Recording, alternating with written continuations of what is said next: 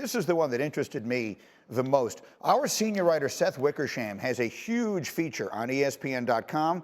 It's primarily about Sean Payton. But this excerpt just jumped off the screen when I saw it. He says, Sean Payton, told Russell Wilson that to salvage his career, he needed to focus less on Russell Inc. Quote, will you bleeping stop kissing all the babies? You're not running for public office.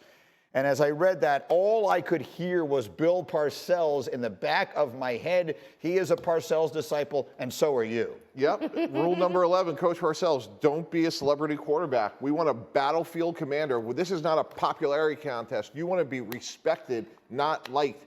And if I am Sean Payton, I've said it before, he's going to see this as an opportunity. The first bump in the road, not the second, he's going to bench him. And Greeny, you mentioned it earlier when you were talking to Lewis and I, Jarrett Stidham is an intriguing quarterback prospect. And in Sean's mind is, I didn't trade for him, I didn't pay him, and if I bench this quarterback, all these great young players, Javonte Williams, Jerry Jeudy, they will fall in line. That's why I think this is such an intriguing situation. I love to turn to my psych major, Greeny. Kimberly Martin. Psychoanalyze the situation for me. That quote was delicious. It was so good. You know why? Because Sean Payton finally, and you just say it, he screamed the quiet part out loud, which is literally what we have sort of heard the rumbles, the mumbles around Russell Wilson, like, it just doesn't seem like an authentic guy. You don't get like, I don't get a sense that I know him. Sean Payton said, look, you are a football player first. Stop all that Hollywood stuff. And I love it because Russell almost needs that rude awakening right now. And I agree with Mike. I think Sean Payton should give Russell a long leash to know 100% this is not the guy.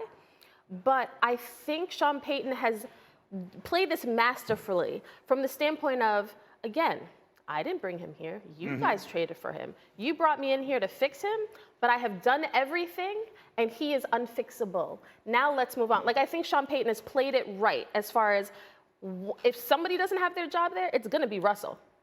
Let's see if it gets to that. But we have talked about it all summer. Now we're finally going to see it. We're going to start seeing it beginning this weekend.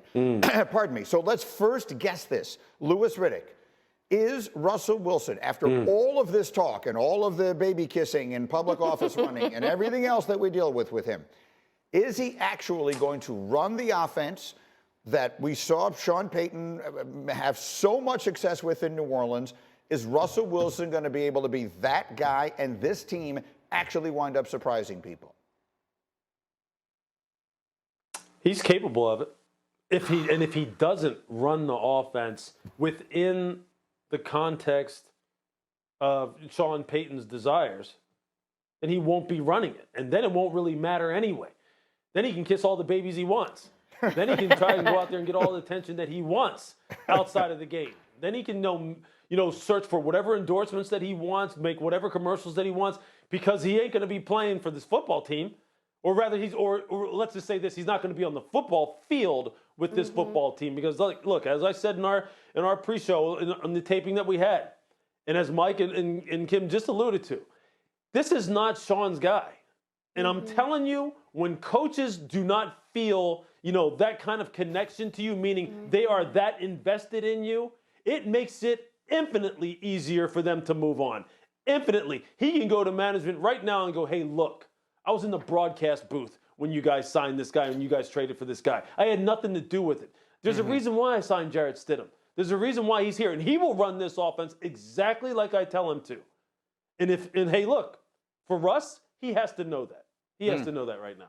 I think Lewis brings up a really important point. Sean Payton's job description is to win. Yeah. Like, Russell Wilson's part of it, but it's much bigger than that. And that's where all the focus is going to be from Sean Payton's perspective. I get that part of it. I mean, obviously, when he took the job, he knew Russell Wilson was the quarterback. He knew what they traded to get him, and he knew how much he was being paid. So he has to have somewhere in his mind, the best case scenario is that I get this thing right with this guy. Sure. If it doesn't go that way, we'll see. That's a lot. Look, but I definitely do feel as though the plus 20-yard explosives are going to ramp up at least a number of attempts of him pushing that football down the field. And if this football team can stay healthy, not just on the offensive side, but on the defensive side as well, So he has more cracks at it. So there are more 3-and-out situations to where Justin can get on the field and he can start pushing this ball down the field and taking more chances. Then I think you may have something there. But look, I mean, the AFC overall, the league overall is stacked in terms of guys who are going to be in MVP contention. And this is not a skill issue with Justin Herbert for sure. I just think it's going to be about a total team issue and whether or not he has everyone to help him potentially be someone who's considered for this award.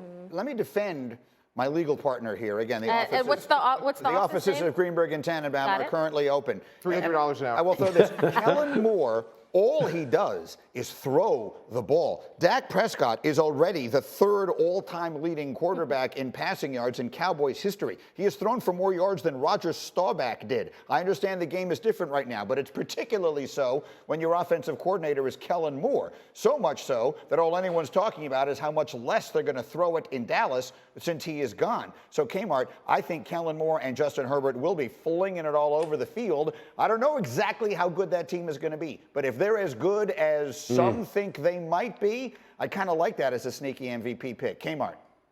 Oh, I don't like it. I don't like it. I don't. What don't you like about it? I don't. I just don't. I don't like it. No.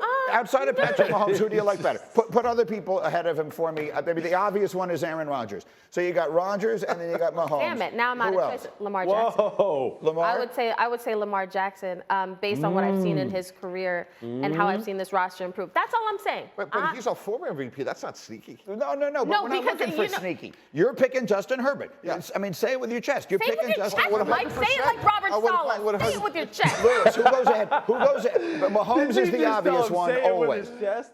Who else goes ahead? Lewis, who else goes ahead of Justin Herbert besides Patrick Mahomes on your pick for MVP? Who else right now would you be staring at?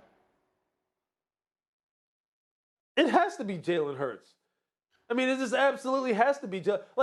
I don't understand why people feel as though Philadelphia all of a sudden is going to take a step back. Simply because why? Because you just want them to? Because you think they got worse? I mean, they didn't get worse. Jalen Hurts hasn't gotten worse. I mean, A.J. Brown hasn't gotten worse. Devontae Smith hasn't gone anywhere. Dallas Goedert didn't go anywhere. DeAndre Swift isn't some scrub that all of a sudden they're taking a step down from DeAndre Swift, to DeAndre Swift from Miles Sanders. Jalen Hurts is going to be in there. I like that one. Hurts, Lamar Jackson, Justin Herbert, Patrick Mahomes, all of them. Aaron, your guy. Well, they'll all be vying for second as Aaron Rodgers takes home the trophy.